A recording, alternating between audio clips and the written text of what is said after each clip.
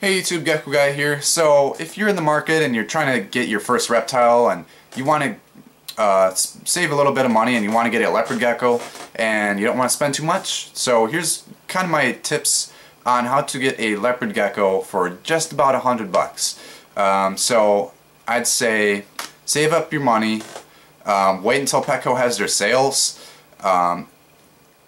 Oftentimes they have that $1 per gallon sale, so a 10-gallon tank is $10, 20 is 20, 55 is 55 obviously, and so on and so forth. So if you get a 20-gallon tank, that's $20 right there, plus whatever your taxes in your particular state. I think here in Wisconsin it'd be like 21 something, and a 10-gallon would be like $10.50. And now I found these on eBay. Whoa, hello. Oh, good catch though. Thermometer and hygrometer. And they were very cheap. They were probably like under $5, and they do come from China, so keep that in mind. They do take a while to ship here, but it beats going to your pet store to get these, because those can be expensive. Like a hygrometer can be just about $16, I think, for a branded one, and the thermometer can be 20-ish. I do have a digital temperature thermometer where I can just press a button and it'll beam like a little laser and show the temperature. You can use these are just about $10 and they are very good products. I will be sure to do separate reviews on these. So we're already at $30, and then a roll of paper towels, you can get that for 50 cents to $1. So I'll just add that to maybe just like $1 here in the video. I can go to my local grocery store and get like an 8 roll of the very cheapest brand. It's like $8, and that lasts me a good year and a half. I think it's been a year and a half, and I still have like 3 or 4 rolls left, and I have like two partial rolls that I've started and never really finished. So that's about $1 right there for a roll of paper towels, and it all really depends on how often you change it. I recommend every feeding that you change the paper towels, regardless of it being soiled or not. Or if you check in on your gecko and you notice that there's some poop or something like that, change that paper towel, and if you feel tedious enough, just change that square. Alright, so if you're looking for some cage furnishings, you can go the extreme cheap route and just get like some deli lunch containers. Be sure to ask your parents, or maybe if they don't really care, you can just kind of snatch them up. You can cut a hole in them and then kind of take a lighter or a match and kind of like round it off so there's no sharp edges for your gecko to get cut on. You can use that for a moist hide, and then put a little bit of dirt or moss in there for them to help with shed. And then I kind of started a little trend on YouTube with the Lego hides. Those were completely free for me to make. That didn't take too many Legos to build, and you could still have some left over. And if you felt tedious enough, you could even glue the pieces together. Now it's up to you if you want to have a bottom plate. It's kind of up to you. You can have it for like easy access to get to your gecko, that sort of a deal. So it could be plus or minus a couple dollars for that. Now I do not recommend you go to the pet store and buy those really expensive log hides, or those like aquarium hides or ceramic whatever. And you can even go to your local hobby store and get a little thing of clay and make a little hide, and the bigger the better, because the last thing you want is for the gecko to grow really big and then have a little hide. That kind of was the case with Ben, my oldest leopard gecko.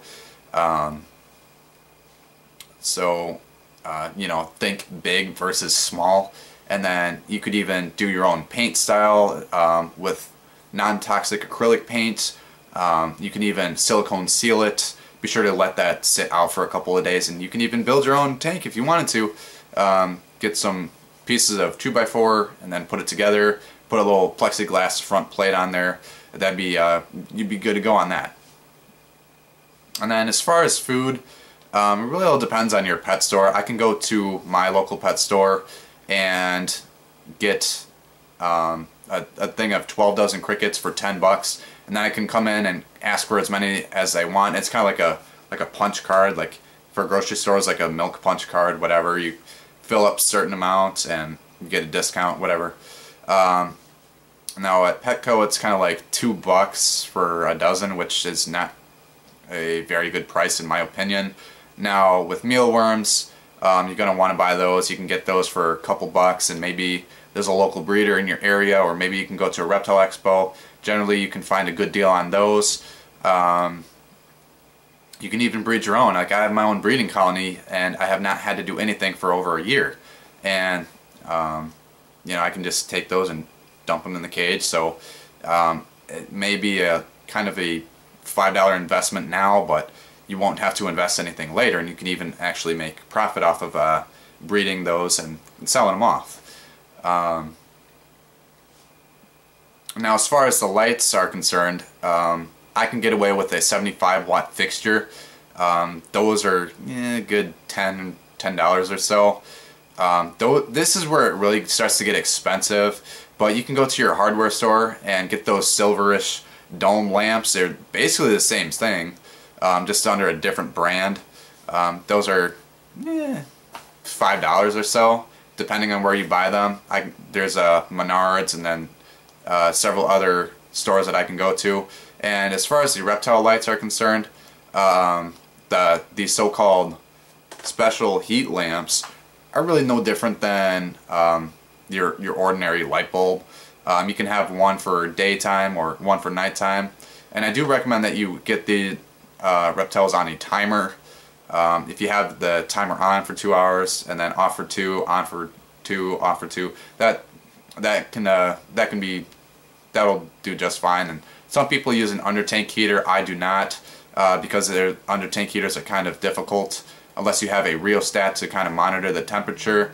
Otherwise, what these under tank heaters do, they get hotter and hotter and hotter until they burn themselves out, making your glass aquarium very brittle. It'll possibly break the underside of the cage, so you don't want that to happen. That's why I don't use them. I've had 3 of them burn out within a couple months, so that's why I don't use them. And as far as the fixtures are concerned, never put something of a higher wattage in a lower wattage fixture. So do not put a 100-watt bulb in a 75-watt fixture. Those do not go very well, and they will you will blow out your bulb. And over the many years that I've owned reptiles, I have had reptile bulbs that would just burn out on me as soon as I flip the switch. And then all you got to do is just take it back to the pet store, and sometimes they'll let you return it or exchange it at the very least. And worst comes to worst, you have to take it to call the manufacturer and then have them send you a new one, and that's very inconvenient. And I recommend that you guys get at least 2 light bulbs, because the last thing you want is to have one burn out, and then you have to wait until like the next day to go get a reptile bulb. Now, as far as the Leopard Gecko is concerned, they have really gone down in price ever since I started with reptiles. Back when I started reptiles, Leopard Gecko was just about 30 bucks, but now I've seen them at Petco go on sale for like $14.99, I kid you not. And I'm sure if you go to a reptile expo, you can probably find one for just about that cheap as well. Maybe 10 to 15 for your basic normal pattern, just a basic Leopard Gecko, just the spotted. I have an albino, those are pretty cheap. So the normal pattern morph, albino, patternless, those are generally the cheaper ones. It's really all depends on what you want. Now as far as water bowls are concerned, you can go very cheap and just make your own, or you could go and get what I like to do is maybe get a small cat or dog bowl dish that you put food or water in. I like to get those. Those are very cheap, easy to clean out. They're like a $2 or $3, and sometimes you can find them at the dollar store. You can get them ceramic if you're concerned about that, and even with mealworm dishes you can also do it that way as well, because mealworms do like to get up and climb out. And again, you could probably make your own mealworm dish for very cheap. It's really all depends on what you guys want. And then as far as reptile calcium, that's $5 or so, and just get one with vitamin D3. And further down the line, I do recommend that you get another fixture and get a UVB bulb. Just put that on the reptile's tank for an hour or two a day, just so they get a little bit of extra vitamins that they can't naturally produce. And in the very warm months of the summer, take them outside and let them bask in the actual natural sunlight, and that's completely 100% free for them to sit out in the sunlight. Just kind of hold them in your hand, or put them in a little dish or a little container, but do not walk away from them. Do not put them in an aquarium, because those rays of sunlight can beam right into the cage and make the cage really hot, and then your gecko could be potentially dead within a couple minutes. So those are just my tips on how to get a leopard gecko for just about $100.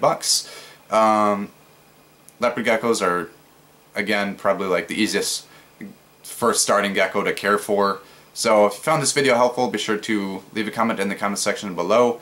Tell me what I do need to improve on. If you have a comment, if you have a video suggestion, please post it in the comments below. Thanks for watching, guys, and I'll see you again for some more reptile videos.